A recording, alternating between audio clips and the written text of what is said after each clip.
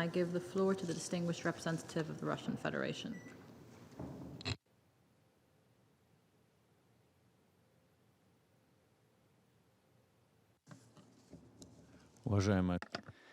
Distinguished Madam President, we thank the United Arab Emirates for today's meeting, and we also thank the briefers. Out of respect for the Presidency, I would like to very briefly respond to the comments of some delegations on Ukraine, and I will just do this once. Our delegation rejects the mendacious accusations towards the Russian side of the situation in Ukraine.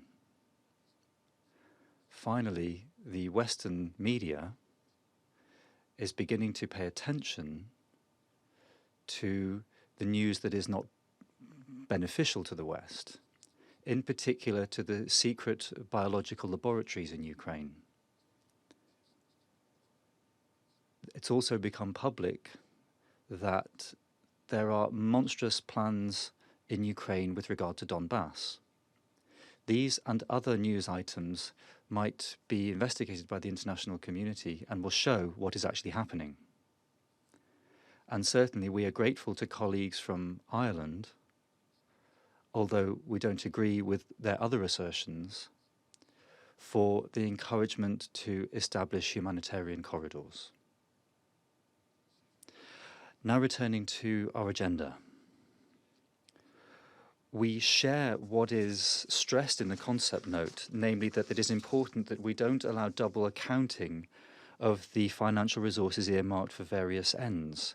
For example, financing by certain donors of projects on security under the pretext of some kind of connection to the climate should not be considered part of climate financing.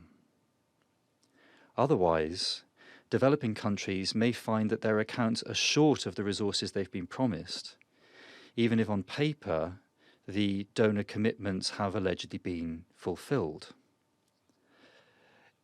Paying closer attention to this issue is absolutely justified. Madam President, the Russian Federation has consistently warned against attempts to establish an automatic connection between the climate and security.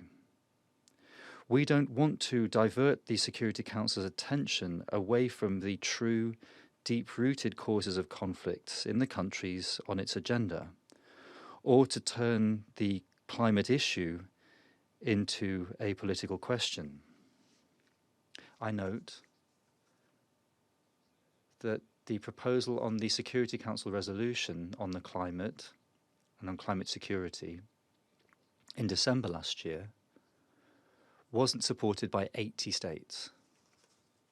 It's also illustrative that in the recently published second part of the IPCC 6 assessment report, the impact of climate on conflict is evaluated as relatively weak, as is the statistical association between the climate and conflicts on the whole. This once again shows that climate change is an issue of sustainable development.